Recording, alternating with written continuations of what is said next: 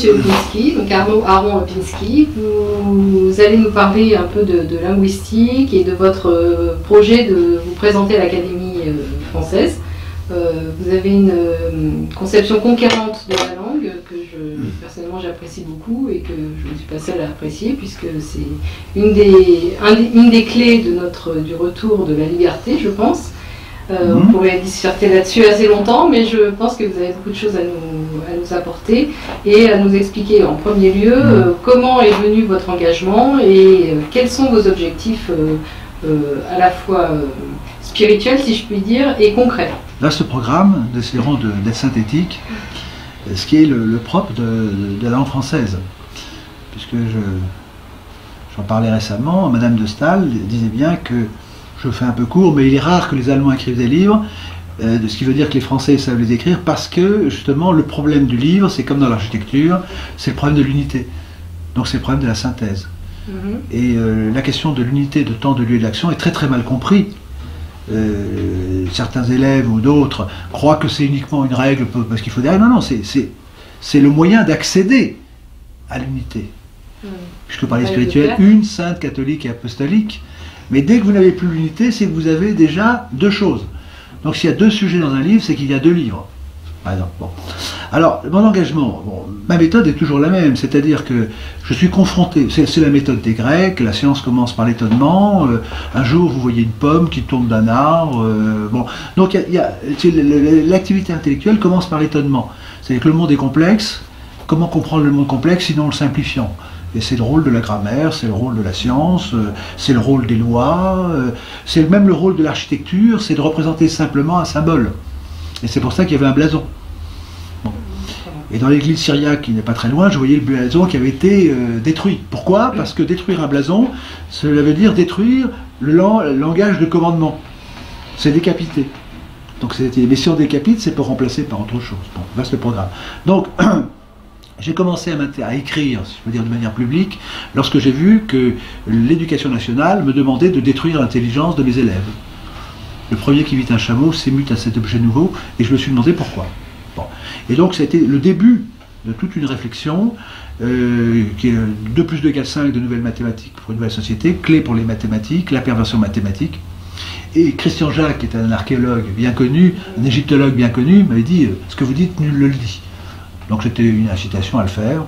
Et à l'époque, c'était il y a bien longtemps, il me disait je suis en train de recenser les écrivains l'an 2000. Alors pour répondre à votre question, la langue française, donc j'ai d'abord travaillé sur les mathématiques. Bon, puis sur la construction du langage. Le langage politique, c'est la tête coupée et la parole coupée. Relation entre le pouvoir et la langue. Celui qui ne dit pas la vérité, celui qui dit la vérité doit être décapité, et la tête coupée ou la parole coupée. C'est-à-dire que si vous ne dites pas ce qu'il faut, eh bien effectivement on vous coupe la tête. Donc c'est la mutilation, c'est toute la question de la mutilation. Mais si on ne veut pas avoir la tête coupée, effectivement il faut dire ce qu'il faut, donc on tient le langage du pouvoir, on porte le blason du pouvoir. Enfin c'est un schéma très simple. Alors comment est-ce que j'en suis arrivé à l'Académie française? Si vous permettez, je crois que c'est un livre que vous avez écrit, on peut peut-être le mentionner.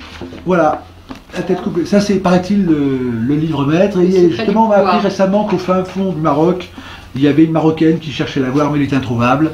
Et c'est comme ça que la valeur économique... Donc c'est aux éditions? Oh, ça a été édité chez François-Xavier de Guibert, mais ça a été réédité. Donc la tête coupée ou la parole coupée, comment vous aurez tous la tête coupée ou la parole coupée. Donc c'est la construction du langage politique, c'est le cannibalisme qui n'est traité nulle part. Sur le cannibalisme que j'ai fréquenté en d'autres temps. Sur la Révolution française, expliqué par le langage, par la construction du langage, notamment les 3 temps, les serments, donc on fait rentrer les gens dans des boîtes, serment au roi, à la nation, à la loi, et puis après le roi passe en 2e position, à la nation, au roi, à la loi, et puis après à la nation, à la loi, au roi, puis plus de roi, il reste la nation à la loi, et après il reste plus que la loi. Parce que la nation est un... Donc c'est toute une technique de conditionnement sémantique. C'est par ce genre d'observation qu'il apparaît que la Révolution française est un fait de langage. C'est un fait de langage, et c'est le fait de faire rentrer dans un langage toute une population. Et donc la Harpe, qui est l'académicien La Harpe, a fait un superbe discours le 31 décembre au lycée, 1794, après la chute de Robespierre, qui est un texte prodigieux, et qui antériorise Orwell, qui dit les mêmes choses différemment, et qui est totalement ignoré. Bon, pourquoi? Pour les raisons que je vous indique, c'est que citer la harpe, ce n'est pas très bon pour son matricule. Et tout ce qui est bon pour le bien commun est mauvais pour chacun d'entre nous. C'est pour ça que ça avance si mal. Bon. Alors, réponse. Donc, il y a un fait toujours. Dans mes écrits, il y a toujours un fait générateur. Bon, l'école, j'ai dit à mes élèves, j'écrirai un livre sur ce que vous m'enseignez. Parce qu'ils m'ont appris ce qu'il fallait que je comprenne. Bon. Ensuite, ce qui est amusant, puisque vous posez la question, j'avais écrit un livre, La perversion mathématique. Et chez Segers, qui est un littéraire, il m'a dit, mais c'est très intéressant ce que vous écrivez. Alors, j'écris clé pour les mathématiques. Il m'a dit, je ne comprends pas. Vous avez du bien des mathématiques. Mais je dis, c'est comme la langue des Up. Hein, on peut la faire à toutes les sauces. Bon, voilà. Mais il y a un pouvoir dans les mathématiques, évidemment. Les mathématiques, je tiens à vous dire, les mathématiques, personne ne sait quelle est la signification de mathématiques. Les gens font des mathématiques sans le savoir. Or, pourquoi est-ce qu'il y a les mathématiques alors qu'il y a la géométrie, l'arithmétique et le reste? Eh bien, les mathématiques, ça vient du mathématikoi, mais quand vous cherchez ce que ça veut dire, ex vomia, tout est dans l'œuf, eh bien, vous voyez que c'est le savoir. Mais le savoir, la cuisine aussi, c'est le savoir. Pourquoi est-ce que ce ne sont pas des mathématiques? Eh bien, c'est un savoir initiatique. Et à Rome, les mathématiques, c'était les ateliers de sorcellerie. Mais il faut remonter un peu plus loin, il faut remonter à Pythagore, qui pour moi a terminé tout l'enseignement de la politique. Il y a 3 personnes qu'il faut connaître, c'est Pythagore, Platon, et puis Socrate. Mais Socrate n'est pas celui qu'on croit. Il était du parti aristocratique. Donc il y a tout à dire, enfin c'est sur ma thèse de doctorat, sur la question. Et donc, le fait générateur, j'en viens maintenant, sur le linceul de Turin, c'est la même chose. Donc les chants désespérés sont les chants les plus beaux, et donc j'interviens quand la cause est désespérée. Bon. Et sur le linceul de Turin, c'était après la datation de carbone 14. Donc il m'a été demandé de faire la synthèse épistémologique de tous les travaux qui avaient été faits. Donc par la méthode des systèmes experts, donc j'ai travaillé sur la question, mais ce qui est important de comprendre, c'est que les scientifiques étaient terrorisés. Qu'est-ce qui s'oppose à la vérité? C'est la peur. C'est principalement la peur.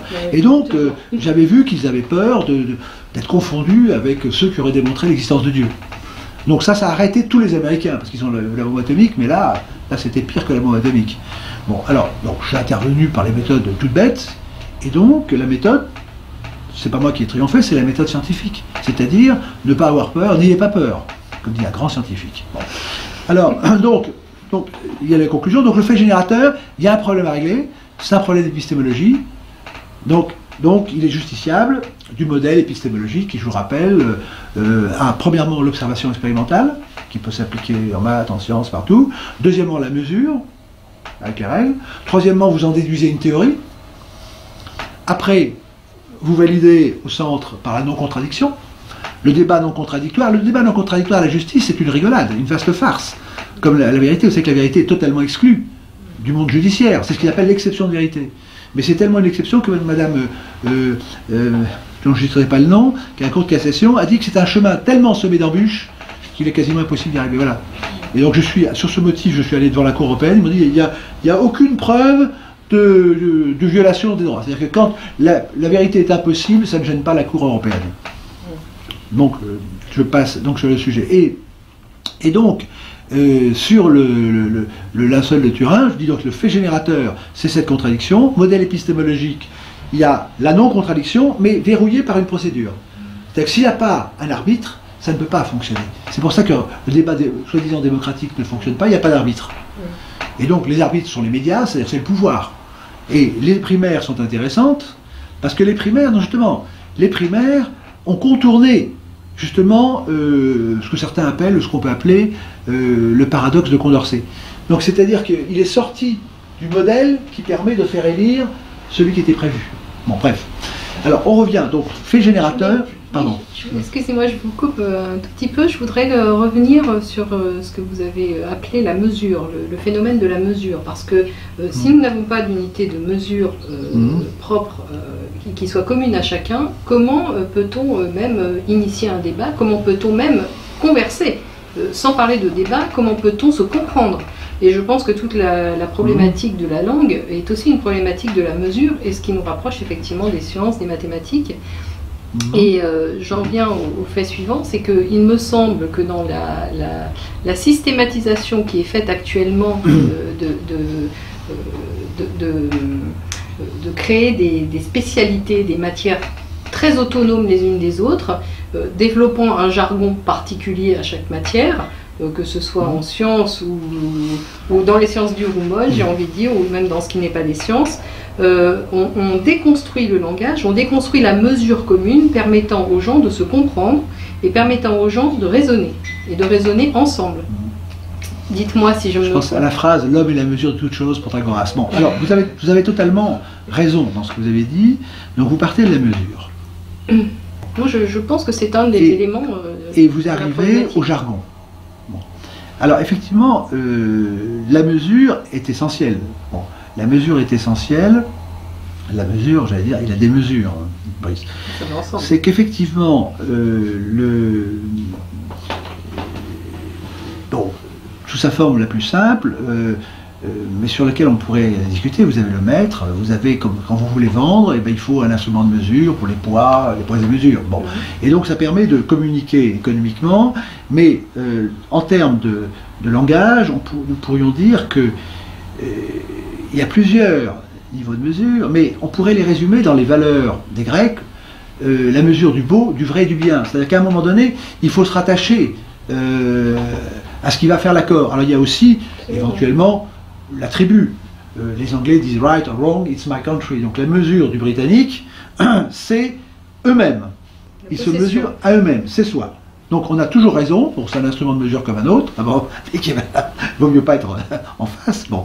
Mais c'est un instrument de mesure. Et actuellement, justement, le problème, pour revenir à ce que vous dites, c'est que c'est la dictature du chacun son goût, hein, c'est que chacun se prend lui-même comme mesure. Donc on ne peut plus communiquer. C'est-à-dire que il n'y a plus d'être social, il n'y a plus de société possible, il n'y a plus de communication. Et c'est l'opinion. C'est la dictature de l'opinion, c'est-à-dire que l'opinion est l'ennemi de la pensée. Et qu'est-ce que la pensée? Bon, je la résume parce que c'est un peu plus vaste que ça, mais c'est quand même la raison. C'est-à-dire que comment allons-nous parler? Et la raison, ça vient de ratio que je calcule d'ailleurs. Raison au sens du raisonnement ou au sens du droit? Le droit est postérieur au raisonnement, donc c'est forcément au sens du raisonnement.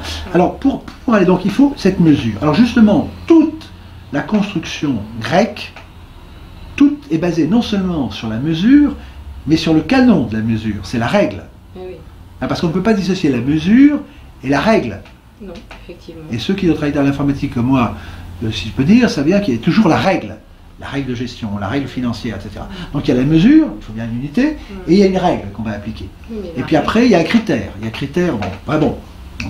Et alors, par rapport à ce que vous dites, effectivement, l'idée classique, c'est justement l'idée qui n'était pas qu'un mot dans la bouche, c'était l'idée d'universalité. Et je lisais un texte de Jacqueline de Romilly, d'ailleurs, qui parle très bien des choses, mais qui conclut à côté, de manière dramatique. Alors je fais un petit arrêt sur image. C'est dans la Grèce, pourquoi? Et elle conclut d'une manière folle. Moi, je me rappelle, sur mon livre La perversion mathématique, elle a dit « J'attends la bombe que votre livre va faire ». Bon, donc c'était une femme très intéressante, qui était à l'Académie, mais elle conclut en disant que, finalement, l'idéal grec, c'est s'ouvrir aux autres. C'est là des chapitres. S'ouvrir aux autres, l'ouverture aux autres. Mais c'est absurde, parce qu'on s'ouvre. Un système immunitaire qui est ouvert aux autres, on meurt tout de suite. Parce qu'il y a, on ouvre, on ferme. Bon. Et donc, il y a cette idée de Grecs, justement, l'idée incroyable des Grecs, qu'elle décrit très bien, mais elle conclut à côté de ce qu'elle avait dit. C'est dommage. Bon, c'est qu'effectivement, dans l'histoire, ils accèdent toujours aux valeurs universelles, finalement, et ne s'attachent pas, si je peux dire, aux détails, tout en mettant en valeur les détails ou les bijoux significatifs. Bon. Et donc, ils recherchent ce qui est universel. Et donc, ils tombent sur la mesure. Et ce qui est extra, ils cherchent les proportions. Ce sont les canons.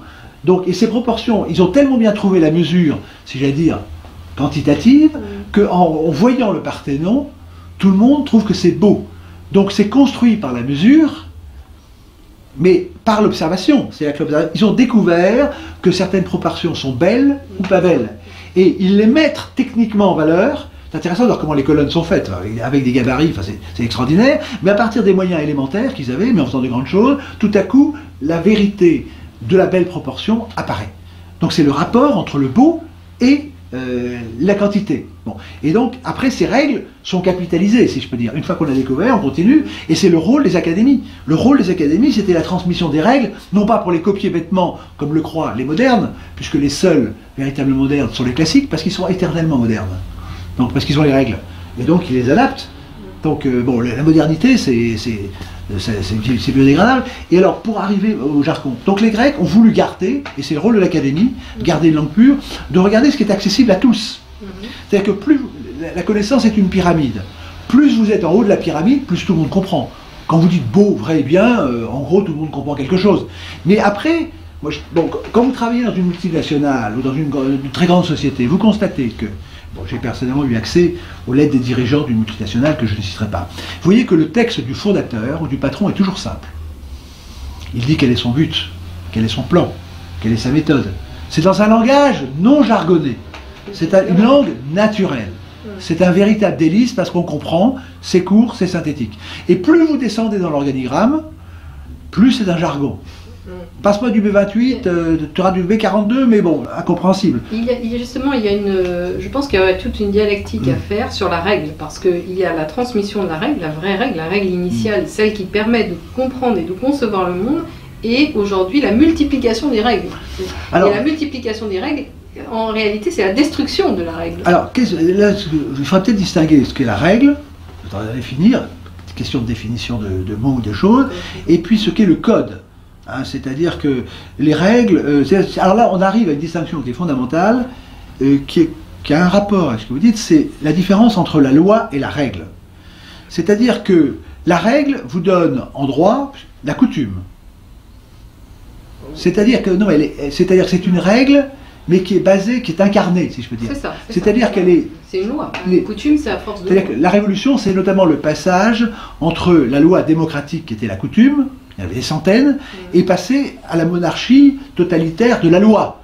Donc tout le but des révolutionnaires, c'était d'avoir un système neurobiologique quasiment, c'est neurolinguistique, qui allait faire que les gens allaient réagir comme des chiens de Pavlov, dès qu'ils voient la loi, c'est bien.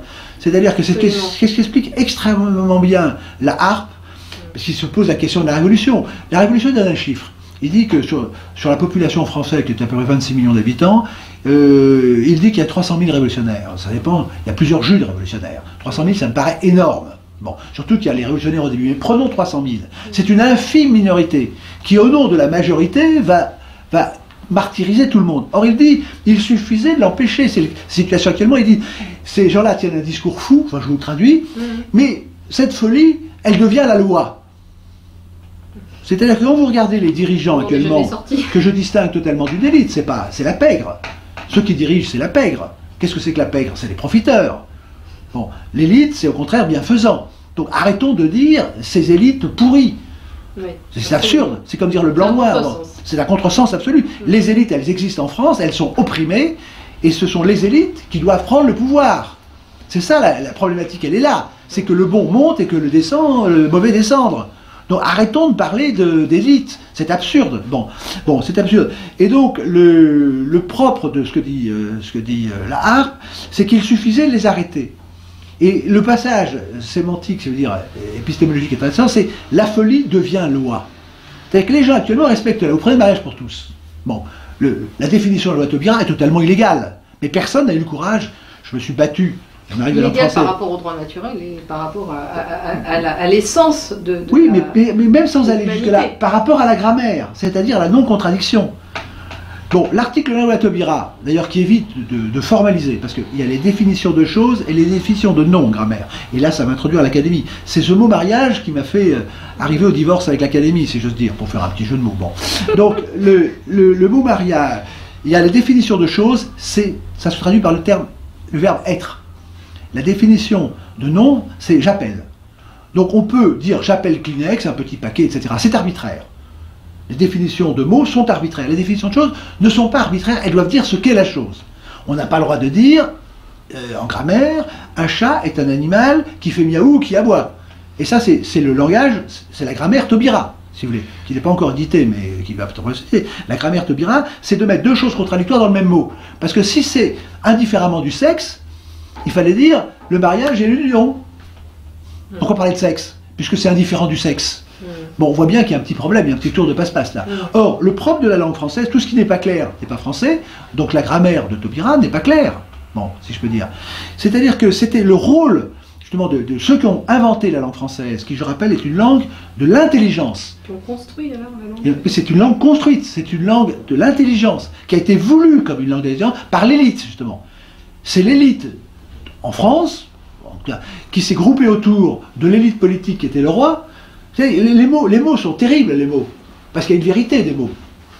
Bon, par exemple, personne n'appelait les cigarettes président. Même si c'était pour nous empoisonner, on dit sur les royales.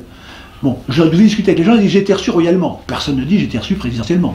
Bon, vous voyez. Et puis quand, après une belle nuit, je sais pas quoi, les gens disent c'était divin. Mais ils disent pas c'était représentatif. Bon. Donc, vous voyez, donc le matériau noble, le mot noble a résisté à la Révolution. Il y a encore des matériaux nobles. Et puis quand un député va à Versailles pour le Congrès, il dit vraiment ici on sent de la grandeur, de la majesté, il dit il y a une proposition qui était noble. Il n'y a que l'aristo qui a été raccourci. Le noble, on ne peut pas le raccourcir, sinon il n'existera plus. Donc il y a encore des bois nobles, des matériaux nobles, des actes nobles, parce que ça dit la chose. Noble, c'est pas une question de diplôme, c'est pas une question de blason. Noble. Bon. Et donc la langue dit vrai. La langue ne trompe pas. Comment ? Grandeur. Oui. Dans la mesure. Hein. Bon, donc ces mots ne trompent pas. Alors, donc, pour en venir, pour terminer sur ce mot, mariage, c'est très important, c'est que tous ceux qui ont fabriqué la langue française, qui ont inventé, mais il y a eu un miracle. C'est comme le miracle grec. D'ailleurs, Madame de Romilly n'en parle pas du miracle. Il y a un miracle à un moment donné. Il faut reconnaître. C'est comme la vie, c'est un miracle. Bon, c'est comme ça. Bon, il y a des gens qui font semblant de comprendre, mais ils n'ont rien compris. Bon, et donc, il y a eu une révélation, de même qu'on peut dire qu'il y a une révélation religieuse, il y a une révélation de l'intelligence. C'est chez les Grecs. On peut s'interroger, le fait est là. Il y a eu un miracle français à l'époque de Louis XIV. Il y a un miracle, tout à coup, il y a des éléments qui sont réunis, et tout à coup, l'esprit s'ouvre, et on dit, il faut fixer ça. Quand il y a un miracle, il faut le garder le plus longtemps possible. Donc, à l'immortalité. C'était ça l'idée. Mais c'était une langue précise. C'est-à-dire que le but de l'académie, c'est de fixer les règles. Ne demandez pas aux académiciens, ils n'ont pas compris, parce qu'on croit maintenant que fixer, c'est mal. Il faut que ça bouge. Quand ça bouge, c'est bien. Il faut évoluer. La décision politique à l'origine de l'académie, est-ce que c'est Louis XIV lui-même ou est-ce que ce sont ses ministres? C'est Richelieu, c'était l'époque de Louis XIII, je vous rappelle. Bon. Mais c'était le principe, c'est-à-dire que il y a, je vous dis, si nous ne balayons pas le nouvel évangile qui s'est appelé, qu'on appelle certains les principes de 89, etc., nous sommes morts, non pas de mort politiquement, mais personnellement. C'est-à-dire que ce ne sont pas des principes, mais on arrive quand même à des choses hallucinantes. Liberté, qualité, fraternité, ça ne veut rien dire. C'est pas moi qui le dis. Allez dire les meilleurs auteurs des meilleures sociétés qui sont discrètes pour ne pas être secrètes, ils vous le diront eux-mêmes. C'est contradictoire. C'est contradictoire, absolument. Mais c'est pas politique. C'est la sémantique évidente. C'est-à-dire que si vous êtes libre, vous avez le droit de ne pas être égal. Et si vous êtes égal, vous êtes plus libre. Bon, et si vous êtes libre, ben vous ne pouvez pas être fraternel avec n'importe qui. Donc ça ne veut rien dire. Donc c'est une manipulation. Quand vous dites à quelqu'un vrai, beau et bien, ça veut dire quelque chose. Je ne dis pas qu'il ne faut pas débattre. Mais moi, la question que je pose quand j'achète du fromage ou du vin, quand on me dit c'est chacun son goût, j'ai dit, mais il y a le bon et le mauvais goût. Il y a une pyramide de goût. Moi, ce qui m'intéresse, c'est ce qu'il y a en haut de la pyramide. D'ailleurs, c'est plus cher en général. Donc voilà, bon, il faut arrêter de parler de la mesure. Il y a un instrument de mesure. Bon, donc, revenons quand même à cette question de définition. La base du classicisme, et vous l'avez dit au début, c'est on ne peut pas parler avec des personnes si on ne s'est pas entendu sur les principes. C'est Confucius qui le dit. Bon, notamment, qui aurait pu rentrer à l'académie. Bon, il est un peu tard. Bon. Mais, donc il faut d'abord savoir ce dont on parle. Donc il faut des divisions. Et le drame actuellement, ce qui traduit le drame intellectuel, moi j'avais vu Ludovine de la Rochère, elle était d'accord. J'ai vu des maires qui ne voulaient pas faire des mariages, qui n'en sont pas. Eh bien, aucun n'a voulu attaquer en droit. Et c'était en l'espèce et en grammaire. L'académie non plus. Nous avons fait une saisine de l'académie, elle a dit, ils n'ont pas le droit de le faire, mais elle a répondu. Donc ça a marché. Ils ont été saisis d'une saisie qui ne pouvait pas être saisie. Bon. Et ça a été suivi même par Raffarin. Mais il y a eu un petit trucage dans la saisine de Raffarin. C'est-à-dire que j'ai le texte de l'Académie en réponse, c'est dantesque. C'est dantesque. Elle justifie le fait que... Donc il faut qu'une chose ait son nom. C'est-à-dire que l'État a le droit d'associer tout ce qu'il veut. Droit, enfin, il a le pouvoir. Il a même le droit, puisque le droit ce n'est que la traduction du pouvoir. C'est sur ce point que la coutume était le seul État démocratique. C'est-à-dire que pourquoi finalement, quand vous avez des problèmes, par exemple, le rattachement d'Alsace-Lorraine en 1918, mais ça a été fait de manière tyrannique. Il faut voir ce qui s'est passé par les singes alsaciens. Bon, parce que justement, l'idée de base, c'est que l'être est l'être. Et politiquement, la France s'est construite sur le principe du mariage. Mais du mariage, pas le mariage de Bira. Le mariage, conforme à la définition du dictionnaire. C'est la première fois dans l'histoire de l'humanité, les Grecs ont tout inventé, mais ils n'ont pas inventé le mariage Taubira, parce que c'était des gens, ils savaient que ça serait un vice d'intelligence, d'appeler une chose qui n'est pas celle qu'elle est. Donc c'est la première fois dans l'histoire de l'humanité. Ça indique quoi? C'est pas la libération, c'est pas une avancée. C'est-à-dire ça montre l'effondrement intellectuel, je ne parle même pas de morale, l'effondrement logique. Il faut appeler les choses par leur nom. Et l'État sait très bien le faire. Bon. Oui, pardon. C'est la négation du naturel aussi, c'est la négation de l'observation. Donc c'est la construction d'un système hors sol par rapport à l'observation et par rapport à la réalité humaine. Je préfère, je ne dis pas que ce sont des faux, mais je préfère me battre en tant que linguiste sur la langue. C'est-à-dire que, je ne dis pas qu'il n'y a pas d'autre, je dis simplement, ce n'est pas possible, ce n'est pas disponible. On pense ce qu'on veut de la chose, ce n'est pas disponible, vous n'avez pas le droit de dire qu'un chat, c'est un animal qui fait miaou ou qui aboie. Et c'est le principe de la langue de l'unité, il faut une définition et un sens, et qu'il n'y ait pas deux choses contradictoires. Donc ce n'était pas possible. Or sur ce point, aucune association de défense de la langue française, l'Académie, personne ne s'est levé pour dire ce n'est pas possible. Pourquoi? Mais c'est la trouille, c'est la peur, c'est l'angoisse. Mais s'il n'y a pas de courage, il n'y a pas de pensée. On ne peut pas penser quand on a peur. Bon. Et donc, c'est la raison pour laquelle, petit à petit, je suis allé, je réponds à la question, vers l'Académie. C'est-à-dire que j'ai commencé à découvrir que l'Académie ne remplissait pas sa fonction, notamment j'ai interrogé l'Académie sur l'exception de vérité, c'est-à-dire que la vérité n'est pas admise en justice en France. Il y a Donadieu de Vabre qui m'avait soutenu d'une certaine manière en disant que la définition posait un problème, la définition de la diffamation.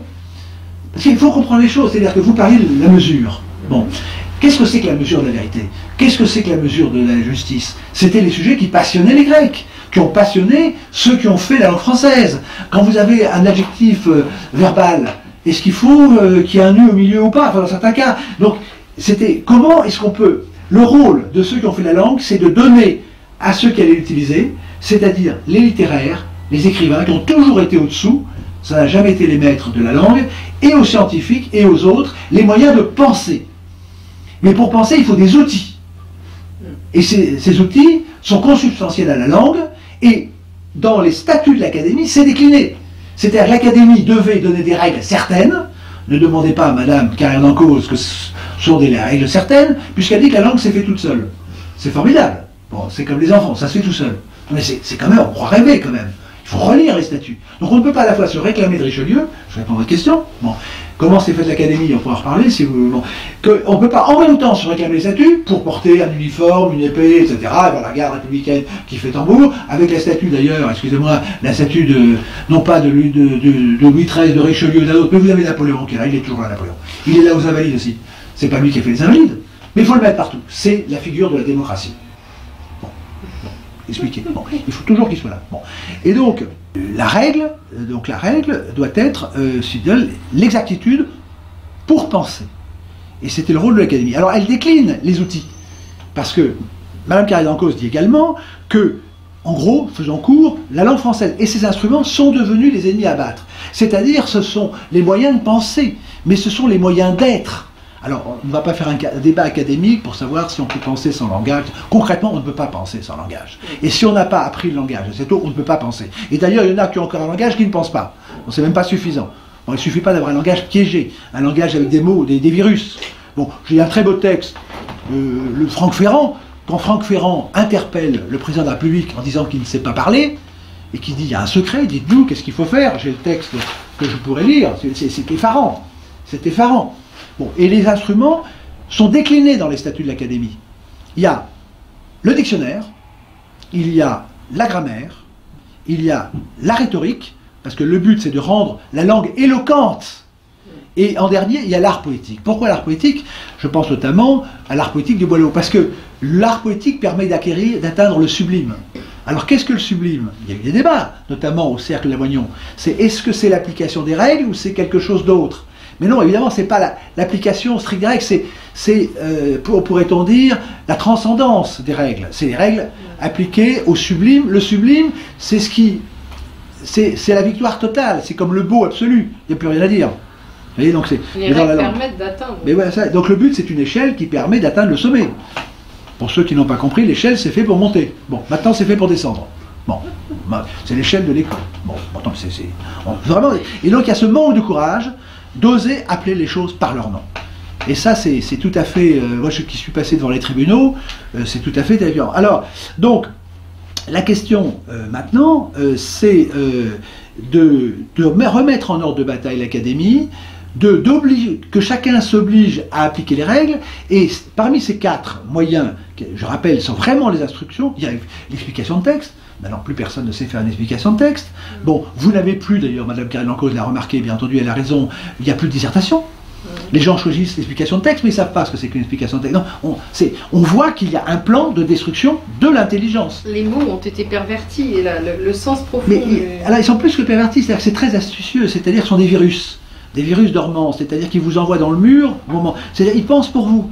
Il y a ceux qui veulent vous rendre heureux malgré vous, il y a ceux qui veulent penser pour vous. Bon, et ça, c'est une chose.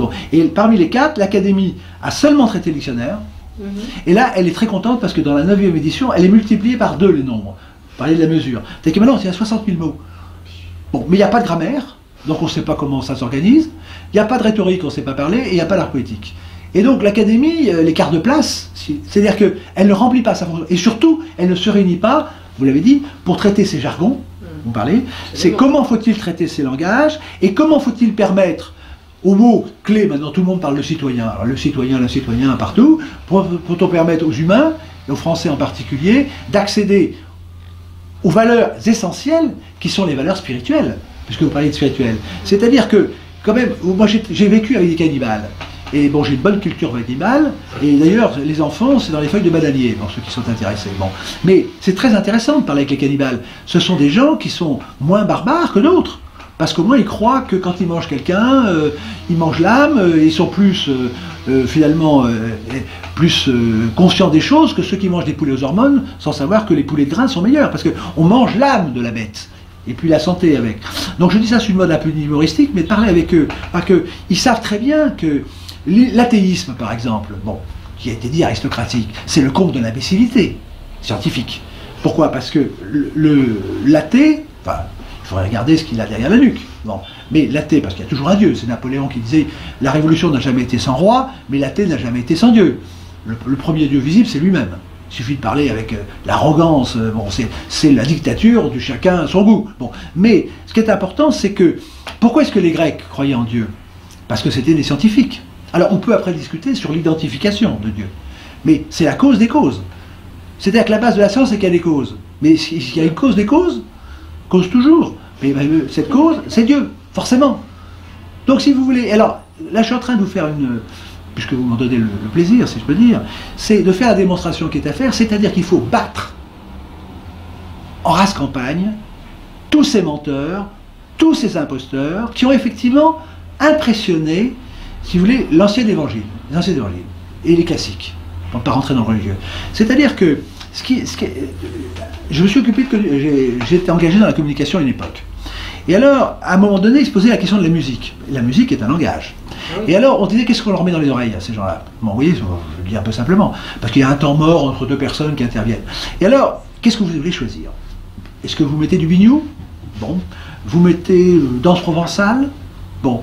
Vous mettez du classique? Si vous mettez de la musique, vous allez faire il va y avoir des discussions. Alors vous leur balancez de l'abstrait, de la musique moderne. Et là, personne ne dit rien. C'est comme dans les supermarchés. Chacun achète son... Donc en fait, ce qui est très intéressant, c'est que l'abstraction, c'est le point mort de l'intelligence. Personne ne sait quoi dire dans l'abstraction. Les gens sont déjà nuls en maths, ils ne savent pas ce que c'est qu'une inflation, hein, ne leur demandez plus de règle de 3, et quand vous allez maintenant chez Bricomarché, 4 x 7, 38. Bon, donc ils ne savent plus calculer. Bon, c'est hallucinant. Bon, on en est là. C'est pas la peine de faire des tests, de classification, la France est en 23e position. De toute façon, ça dépend de la manière de trier les chiffres. Un peut vous mettre en premier qui en veut. Par exemple, on vous fait un classement en disant la meilleure éducation, c'est la Sorbonne. Ben, ils seront en premier. Bon, sinon vous allez à Pékin ou à Shanghai, et bon, de toute façon c'est une manipulation. Il faut regarder ce dont on parle. Bon. Et ça c'est le point essentiel. Ça.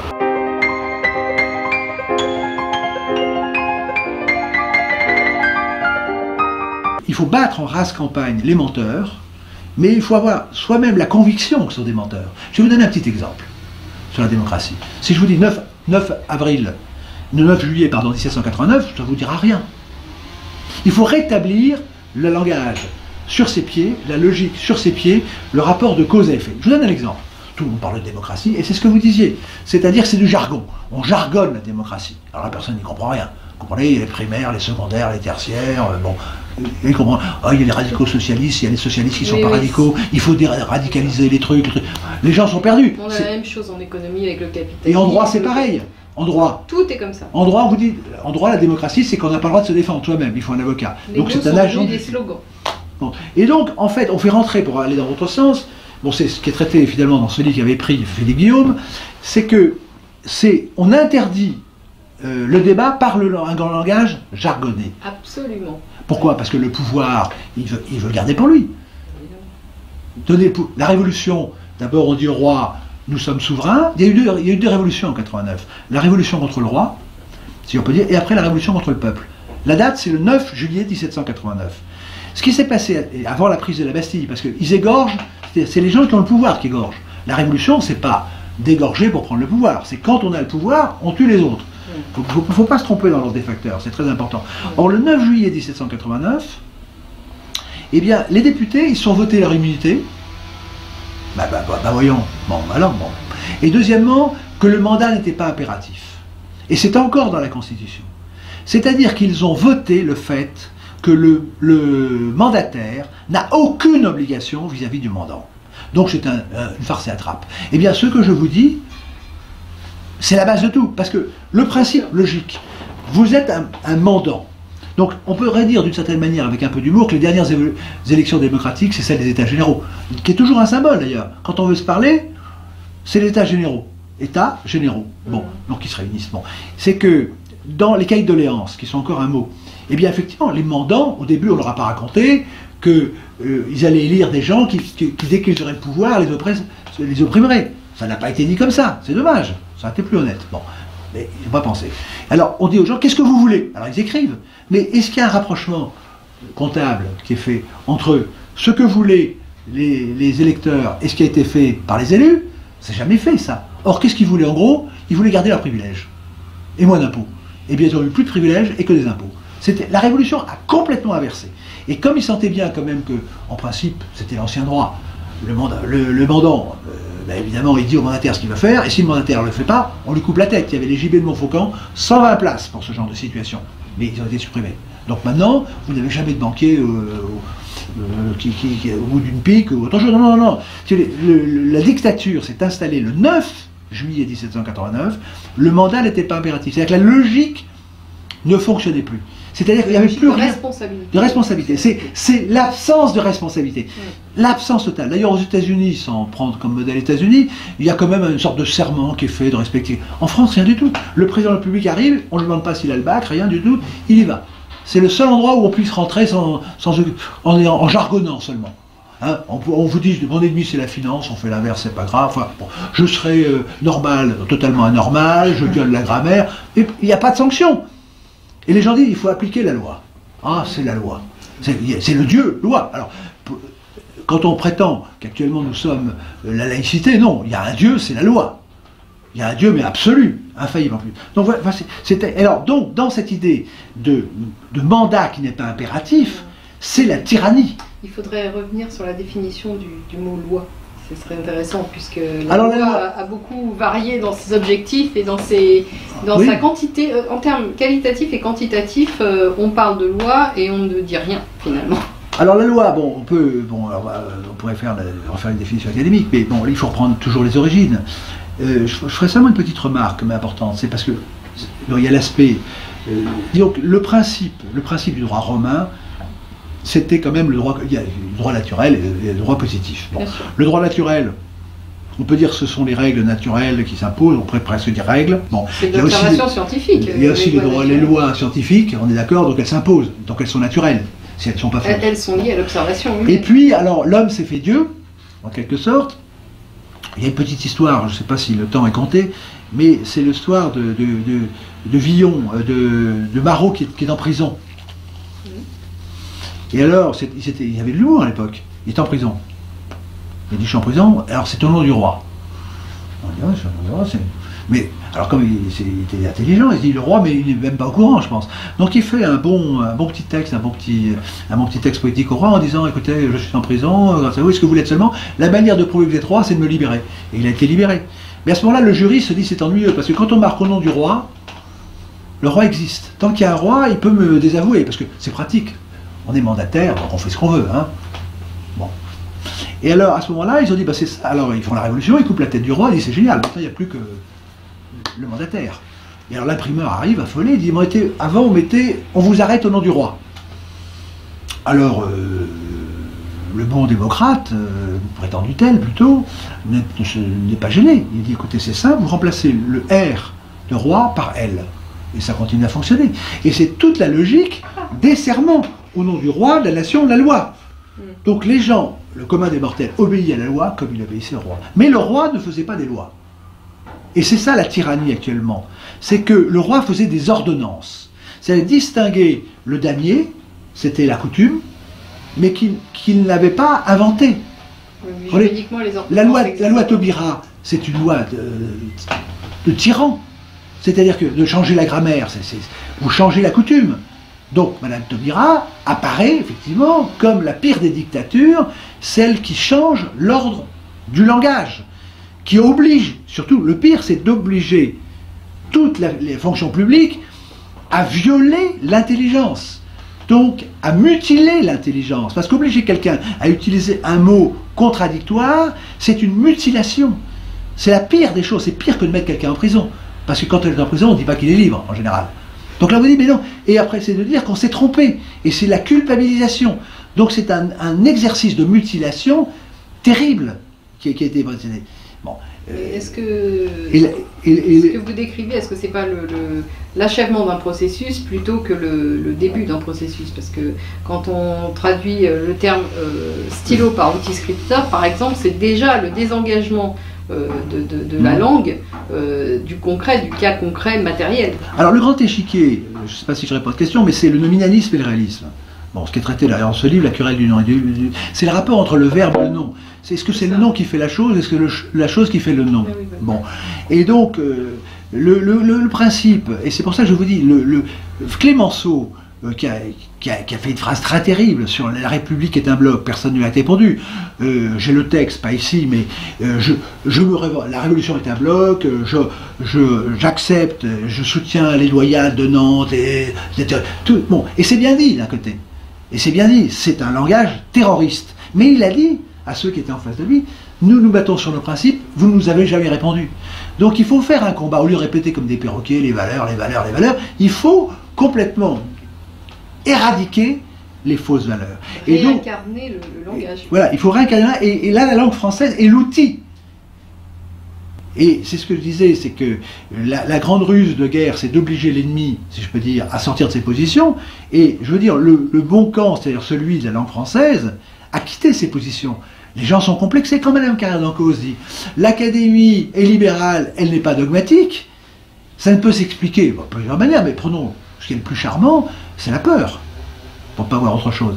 Et j'en parlais à Philippe Possan, je l'ai écrit dans ma lettre de candidature, je lui ai dit, mais enfin l'Académie, elle est dogmatique. Il m'a dit, évidemment qu'elle est dogmatique. Quand vous émettez des règles, vous êtes dogmatique. Et donc quand vous avez le faiseur de règles qui fait des chansons, c'est de la musique, mais c'est plus de la langue. Vous voyez? Et donc par rapport à ce que vous dites, est-ce que c'est un commencement, c'est une fin? Je dirais, c'est le départ, c'est à l'origine de la langue. Vous avez ce que j'appelle le réaliste et le nominaliste. Le réaliste, c'est celui qui croit à la vérité des mots, et le nominaliste au pouvoir des mots. C'est le renard, le corbeau et le renard. Bon, le corbeau, il est réaliste, il croit à la belle chanson qu'on lui fait, bon, c'est celui qui va payer l'impôt, et le renard, c'est le nominaliste, c'est celui qui utilise le langage pour avoir le fromage. Bon, tout est dit. Bien sûr. Et toute l'astuce, c'est de faire croire aux gens qu'on est à leur service alors qu'on ne l'est pas. Et dans l'histoire de démocratie, actuellement, nous ne sommes ni en république ni en démocratie. Le critère, parce qu'il faut des mesures, La mesure simple de la démocratie, c'est pas d'avocat, pas d'élection. Et actuellement, c'est de vous dire, vous êtes en démocratie, puisqu'il y a des avocats pour vous défendre. En fait, ce sont des menteurs, parce que c'est celui qui a l'avocat qui vient. On dit d'ailleurs un bon avocat. On dit pas, avez-vous une bonne cause? On dit, avez-vous un bon avocat? Bah, tout est dit, la mesure est terminée. Bon, pas le cas, et pas d'élection. L'élection, les Grecs savaient qu'ils n'étaient pas des imbéciles, que l'élection allait payer. C'est l'affaire Pygmalion. Il faut payer de la chanson, il faut payer de la musique, il faut payer du matraquage. Donc, nous ne sommes pas en démocratie, loin de là, et nous ne sommes pas en république, parce que quand vous regardez une république, bah, quelle est la mesure? Bah, vous regardez le forum. C'est le symbole de la république romaine. Et qu'est-ce qu'il y a au milieu du symbole? Le temple. Donc, je ne dis pas qu'ils croyaient au bon Dieu, au mauvais Dieu, mais ils savaient bien qu'il y avait autre chose au-dessus d'eux. Bon, il y a de très beaux textes sur la laïcité, c'est-à-dire que les laïcs qui ne sont pas des laïcs, c'est un moyen d'opprimer la laïcité, il ne faut pas se tromper, bon, c'est un moyen d'opprimer. Un outil de pouvoir. Bon. Eh bien, évidemment, c'est un outil, outil de géniflexion. C'est-à-dire qu'il faut s'incliner, il faut se mettre à genoux dans la laïcité. Bon, c'est une religion qui ne dit pas son nom, d'oppression. Et ils avaient, vous savez, souvent il y a une vieille phrase latine qui dit on juge souvent les autres par eux-mêmes. Et ceux qui ont fait passer la loi de séparation de l'Église et de l'État disaient, en gros, hein, je caricature mais à peine, ils disaient aux religieux, vous avez inventé un nom pour dominer les autres, c'est Dieu. Vous voyez? Ben ils se décrivent eux-mêmes. La laïcité est un mot qui a été inventé pour dominer tout le monde. C'est-à-dire qu'on arrive avec une minorité infime d'athées à dominer, au nom de la majorité, un pays qui était quasiment totalement catholique. C'est pas beau ça? Ben ça c'est la magie du nominalisme et de la loi. Mais ça demande une certaine technicité. Comme quand vous passez en justice, je vais raconter une histoire technique. Hein. Bon. Vous avez la technique. La technique, c'est la technique qu'il y avait autrefois dans les châteaux. Quand vous rentrez dans un château, vous étiez attaqué de flanc, de paix, vous passiez par des caissons étanches. Vous voyez, et on vous traitait différemment suivant votre grade. Bon. La justice, c'est la même chose. C'est-à-dire qu'ils ont coupé en compartiments, c'est le jargon. C'est-à-dire qu'il faut passer des épreuves. Et chaque fois qu'il y a des épreuves, il y a des choses trappes. Et ce qui est astucieux, c'est que ce que vous pouviez faire à l'étape 1, vous ne pouvez plus le faire à l'étape 3. Illustration. Donc, dans le cas de la diffamation, d'abord on vous dit, est-ce que vous plaidez la vérité ou pas la vérité? Est-ce que vous plaidez l'insulte ou la diffamation? C'est déjà extrêmement compliqué. Bon. Alors il faut rentrer dans une case. Et si vous êtes trompé de voix, dire, attends, vous avez peut-être raison, mais il fallait prendre l'autre couloir. Donc là, comme vous avez des spécialistes des choses trappes, ça s'appelle les juges, ça s'appelle les avocats, et donc ils vous orientent. L'idéal, c'est quand vous avez votre avocat qui vous tire dans le dos, d'ailleurs. Bon, ça, c'est autre chose. Bon. Donc, en fait, la justice n'est possible que quand vous avez affaire à une personne. C'est pour ça que c'est intéressant. Louis XIV recevait 2 jours par semaine le moindre de ces sujets. C'est-à-dire que la justice, c'est quand le plus faible peut avoir le plus fort pour couper le cou des grands. Le problème, il est là. Ou des moyens. Voire des moyens. Donc, c'est ça l'idée de base. Et c'est d'ailleurs, même Badinter, pourtant, qui l'aurait cru, a loué la justice de Saint-Louis. Parce que c'est la justice personnelle qui vous écoute, qui a les éléments et qui a le pouvoir. Parce que maintenant, il faut payer déjà. Il faut payer. Bon. Et il faut payer, si vous avez un bon avocat ou un mauvais avocat, il faut payer à tous les sens du terme. Et en plus, et puis il faut trouver sa justice. Donc déjà, c'est perdu d'avance. Bon. Même déjà, La Fontaine en avait dit un Mangoulard. Donc je vous explique le système. Bon, mettons que vous avez choisi la diffamation. Bon. Et puis, la diffamation et pas l'outrage. Bon. Et puis là, vous dites, je veux l'exception de vérité. D'accord? C'est vrai ce que j'ai dit. Il battait bien sa femme. Déjà, il ne faudra pas seulement dire que c'est vrai, il faudra prouver que vous le saviez, vous aviez la preuve à produire. Alors, vous avez entendu crier, les cris, vous l'avez vu, mais quelle est la preuve? Ah bah oui, bah, bon, bref. Vous y passez.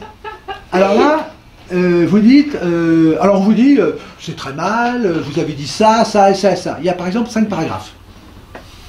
Alors, pour plaider l'exception de vérité, il faut dire, je prouve que c'est vrai. Mais quoi? Tout est vrai. Vous avez Napoléon qui rentre à Moscou sur un cheval noir en regardant une femme qui était au balcon, qui elle-même versait un peu de l'eau dans son pot de fleurs. Où sont les faits là-dedans? Bon. Alors, bon, quand vous dites par exemple, bah, premier paragraphe, c'est vrai, deuxième, troisième, quatrième, cinquième, c'est vrai. Vous croyez que vous avez vraiment fait ce qu'il fallait? Non, il y a une vous plaidez. Mais... Alors après, le juge, en première instance, ben, vous dit... enfin l'adversaire, l'avocat, donc je rappelle qu'il est auxiliaire de justice, hein, c'est la même famille, tout ça. Bon. Et bien il vous dit, vous n'avez pas dit quels sont les faits dont vous aviez prouvé la vérité. Donc vous n'avez plus droit à la vérité. Donc, vous ne pouvez plus dire c'est vrai. Alors après il reste quoi? Ben, que vous avez dit que votre voisin bat sa femme, mais ça c'est une diffamation. Vous reconnaissez que c'est pas bien de dire que son voisin bat sa femme. Oui, même si c'est vrai. Non, non, non, non. Bon, alors vous arrivez en appel. Vous dites maintenant, mais moi, on m'a pas dit quels sont les faits qu'on me reprochait. On appelle. Hein, vous dites, ben, vous étiez de bonne foi au départ. Bon, de bonne foi, vous avez dit, bon, je vais vous prouver la vérité des faits. On vous dit, non, il fallait dire lesquels. Bon, puis avec un petit rire de l'avocat. Et alors on appelle, vous dites, ah, moi j'ai compris, vous-même, vous ne me l'avez pas dit. Il dit, vous avez raison, mais il fallait le dire en première instance. C'est trop tard. Donc vous êtes sur le train, c'est un peu le train de l'horreur, si vous voulez. On vous fait passer les trucs, on vous démolit les trucs, quitte à la fin, à ce que le juge, je vous dis, c'est une affaire précise, que je connais bien. Bon. Après, le juge trafique un texte. Parce qu'il se dit, ça peut passer en cassation. Et là, en cassation, il y a votre qui vous dit, ben, il dit c'est faux ce qu'il a dit. Il a dit que c'était blanc, c'était noir. En cassation, on vous dit, non, non, à raison du pouvoir souverain du juge, des juges de fond, vous ne pouvez pas intervenir parce que la cassation ne juge pas en fait. Elle ne juge qu'en droit. C'est bon. Alors que la Cour, je veux dire, le Conseil du roi, jugeait aussi en fait. Donc c'est fait avec un certain ordre, avec des labyrinthes, avec un certain jargon, pour ne pas accéder à la justice. Eh bien c'est vrai pour tout. C'est-à-dire qu'il y a un pouvoir, hein, dans tous les domaines, pouvoir scientifique, pouvoir économique, pouvoir financier, pouvoir démocratique, pouvoir judiciaire, je dirais même pouvoir religieux, qui fait que, pouvoir politique, tout est là, qui fait que tout le langage actuellement est fait pour empêcher d'accéder à la vérité, au bonheur, et compagnie, et compagnie. Voilà à peu près ce qu'on dit. Et donc, qu'est-ce qu'il faut faire? Évidemment, une fois que le pouvoir est installé, c'est terrifiant. D'ailleurs, vous voyez les gens, il y a une obéissance incroyable actuellement. Incroyable. Personne. Vous avez l'enseignement. 80% des Français, je vous rappelle, ont manifesté au début de l'année contre la réforme de l'orthographe. C'est quand même pas rien. Ça a été acté. Ça continue. C'est-à-dire qu'il y a une soumission à l'autorité inimaginable. Il y a un Dieu, c'est la loi. Absolument. La loi. Alors c'est la loi, les gens... L'autocensure aussi. Il y a une sorte de... disons que la transsubstantiation. Il y a une sorte de transsubstantiation. Le crétin, quand c'est mis sous forme de loi, ça devient Dieu. C'est ahurissant. Parce que c'est toute cette bande de lascars que nous voyons incapables, rien, arrogants, insultants, outrageants, haineux, destructeurs de la langue, destructeurs de l'art, destructeurs de la santé, qui vous insultent à jet continu. C'est incroyable. Déni de justice total. À Versailles, par exemple, vous avez un certain Hollande qui va dire qu'il faut défendre là le patrimoine, mais il le détruit moralement en France, à Versailles. Il a même voulu faire de Versailles le mémorial à la honte de la France. Mais c'est hallucinant. Bon, à travers le fameux... Donc, alors là, actuellement, dans cette attitude, alors ce qui est très important, c'est le... Je veux dire, la rupture sémantique suivante. Autrefois, j'allais dire autrefois, du temps de la langue française, il fallait justifier. Il y avait une logique. Maintenant, il y a le passage par l'opinion. C'est-à-dire, ce qui compte, c'est pas la vérité, c'est pas le raisonnement, c'est que toutes les oies se mettent à jacter ensemble, et de la cacophonie va naître la lumière. Encore une transsubstantiation extraordinaire. C'est-à-dire que l'idée, c'est que la solution viendra toute seule. C'est-à-dire tout le monde, je pense ça, j'aime ça, tout à coup le miracle, toc, le Dieu vérité apparaît, le Dieu bonheur. Alors, ça fait quand même un certain temps que c'est le plus menteur qui est élu. Mais c'est normal, puisqu'il faut être élu. Donc c'est celui, le meilleur bonimenteur. La gens, si c'est étonnant, j'ai élu un bonimenteur, mais ils ne l'ont pas élu. Ils ne savent pas que les élections sont toutes truquées. Ça n'a aucun sens. Bon, ça s'appelle le... Et donc, il faut revenir, passer de l'opinion à la pensée. Et la pensée, c'est le raisonnement. C'est justifier. Et à ce moment-là, si on revient au raisonnement, on revient aux élites, à l'excellence, à la vérité, au bonheur, au salut et compagnie. C'est-à-dire que le seul salut de l'humanité... On revient à l'instruction aussi. On revient à l'instruction. Autrefois, il y a une chose qui est importante pour parler spirituel. Quand vous lisez les textes anciens, vous voyez, vous êtes frappé d'une chose, c'est le souci de l'excellence. Alors évidemment, pour les chrétiens, c'est le salut. Bon. Mais vous prenez l'évangile sur les talents. Les talents. C'est une idée intéressante. Ça veut dire que chacun a son talent et qu'il faut le faire fructifier. Bon. Et donc, vous preniez l'ascenseur royal, parce que l'ascenseur démocratique, on a l'impression qu'il va vers le bas actuellement. Hein? Donc c'est en sous-sol, toujours plus bas. Bon. Donc l'ascenseur social, ça s'appelle la royauté. Et l'ascenseur social, c'est l'ascenseur des mots. Quels sont les mots qui sont en haut du langage? Ben, c'est royauté, c'est royal, c'est divin, ce sont des mots, c'est noble. Ça, c'est bon. Ce sont les mots. Et ces mots signifient que c'est la pyramide du langage, mais comme le langage, c'est la société, c'est-à-dire c'est ceux qui représentent les mots en haut, qui doivent être en haut de la pyramide. Et vous aviez l'obsession, Ça passait quoi? Forcément par les qualités. Vous aviez par l'Église, vous aviez par la noblesse, par les élites paysannes, par les corporations, donc tous les organes sociaux. On appelle ça les corps intermédiaires, ça ne veut rien dire. L'alambic, c'est pas un corps intermédiaire, c'est ce qui fait monter l'essence. Donc la société était un alambic à plusieurs réseaux qui faisait monter les essences, et l'époque de Louis XIV, qui ne me fait pas oublier ce qui a précédé, c'est le symbole justement de cet ascenseur démocratique, si on tient au mot, royal, si on est plus vrai, qui permettait aux meilleurs de monter.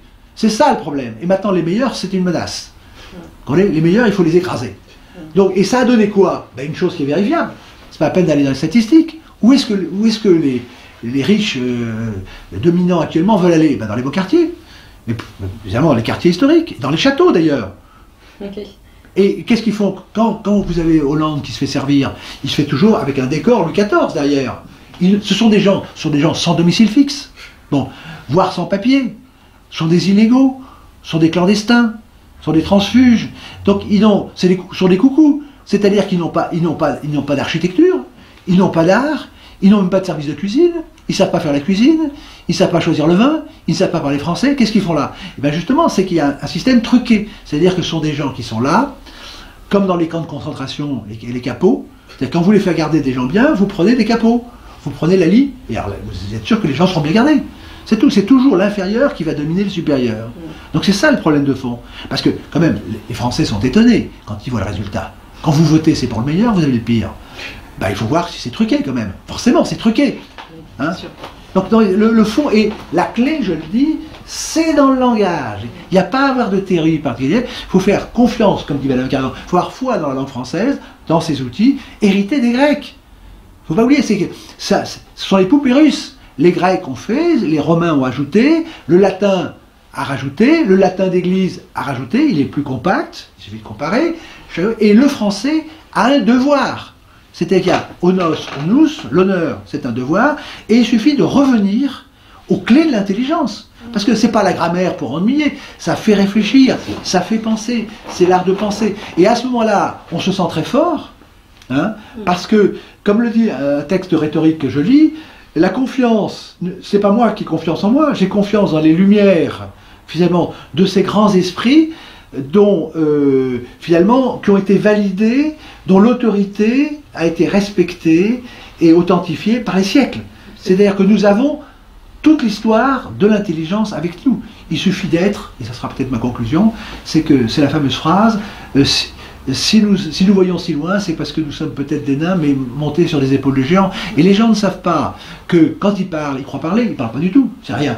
C'est le tuyau qui parle pour eux. Ils croient que la langue, c'est qu'un tuyau et que c'est le nectar, mais en fait, le nectar, c'est la langue française. Et hélas, les tuyaux, c'est trop souvent eux-mêmes. L'opinion publique. Voilà. Avez-vous des échos concrètement de vos perceptions linguistiques au sein de l'académie et dans des cercles plus larges? Alors le paradoxe, parce que là il y a un pari ludique, c'est-à-dire que est-ce que l'intelligence peut triompher des médias? Le premier exemple, c'est le linceul de Turin. C'est-à-dire que le tohu-bohu médiatique qui avait déclaré le linceul de Turin faux a été inversé par la méthode scientifique, au symposium de Paris, au symposium de Rome, qui a conclu le linceul. L'Église s'était trompée, c'est pas rien quand on connaît. L'Église s'était trompée, c'est la science s'était trompée, le linceul était trompé. Ça, c'est la méthode scientifique. C'est-à-dire une fois que vous avez la vérité, même les médias sont obligés de se mettre à genoux. Bon, ça c'est une chose. D'autre part, sur Versailles, donc en ayant montré, grâce à vous, que l'inversion des valeurs qui a été illustrée à Versailles par l'inversion du grand combat de la lumière et de l'ombre par Capor, la reine d'Angleterre a répondu. À sa manière, ce sont des amis anglais qui nous l'ont dit, c'est que dans son allocution de Noël, elle a répondu sur le thème de l'Apocalypse, même si c'est l'évangile de Saint Jean, qui est l'évangile, le dernier évangile des initiés, comme chacun sait, et elle a répondu en truquant la phrase.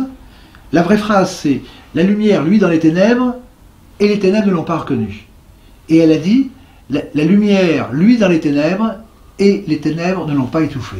Ce qui est l'inverse. Donc c'est la manière de répondre. C'est-à-dire que par rapport à ce que vous dites, l'effet de ce que l'on fait peut être dans un silence mais qui montre que le message a été reçu et qu'en fait, la vérité agit par des canaux. Et là, pour l'Académie, ce qui est très intéressant, c'est que ma candidature, non pas en tant que personne, embarrasse, puisque je suis, comme dans l'habit du Grand-Duc, celui qui dit que le roi est nu. Bon, donc c'est quand même embarrassant. Bon. Et donc, je dis que je ne cite que les textes académiques, je les renvoie à leurs textes et dire il faut conclure maintenant. Il faut tirer les conclusions de vos propos. Quand vous dites qu'il faut, comme l'a dit Maurice Schumann, le 30 janvier 1975, ça date quand même, qu'il faut forger les armes de la reconquête, le temps des héritiers est clos, il faut maintenant forger les armes de la reconquête de langue française. C'est pas rien quand on connaît la langue française. Eh bien, qu'est-ce qui a été fait? Rien. Quelle est la pensée qu'il y a eu derrière? Rien. Qu'est-ce qui s'est même demandé ce que ça veut dire? Forger les outils. Quel genre dit? Rien. Madame Carendan-Cauze, à juste titre, a interpellé le président de la République. C'était le 5 décembre 2013 en lui demandant de déclarer 2014 année de reconquête de la langue française. Pas de réponse. Le protecteur de l'Académie ne répond pas. Alors on en arrive maintenant, pour répondre à la question, à ma candidature. Alors les médias, j'en ai appelé au débat, au nom de Philippe Besson, qui est, comme chacun sait, celui qui est à l'origine de ma candidature. Alors donc ils ont traité le sujet par la cacophonie. Bon. Alors ils ont mis en avant un certain Valentin en disant il était merveilleux, il se présentait à l'Académie, enfin bon.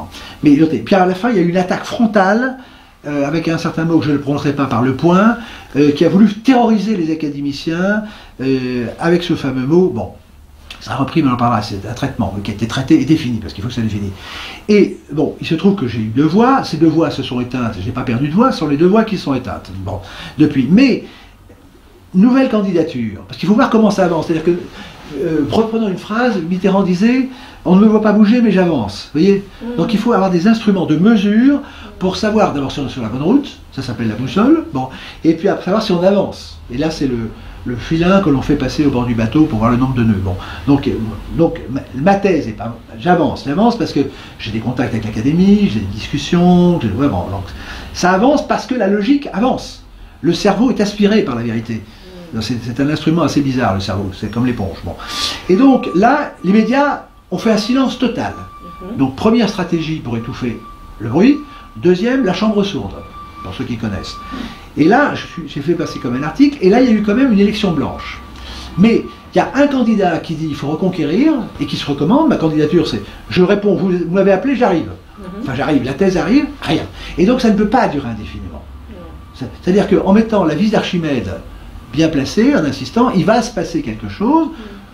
Bon, je contribue, nous ne sommes jamais qu'un agent, mais ça ne peut pas durer. Alors ceci dit, ce que je vois, c'est comme à Versailles, les associations de défense du patrimoine, rien.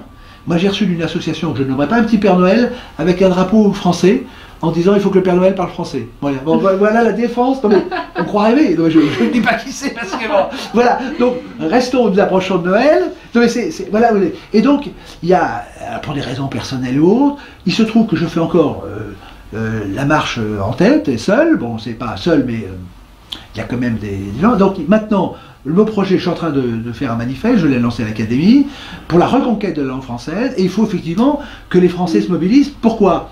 Parce que le principe du pouvoir, c'est le pillage. Faut pas se tromper, les gens se battent pour le pillage. Regardez les gens veulent gagner quelque chose, de l'argent, des trucs, c'est ça la vérité. Donc si vous voulez vous battre pour le bien, il faut aussi proposer du pillage. Alors là, nous avons une chance, c'est comme nous avons été pillés, nous pouvons piller les pillards, et à ce moment-là, c'est une manière honnête de piller. Et ça, je crois que ce sera le mot de la conclusion, et la langue française nous permet ce pillage. Je vous remercie infiniment, Monsieur Pinsky, de votre talent dialectique. Eh bien, c'est moi qui vous remercie, et il faut joindre l'utile et l'agréable, et voilà. Merci beaucoup, et je vous remercie aussi pour cet enregistrement. Merci beaucoup, messieurs. Merci à vous.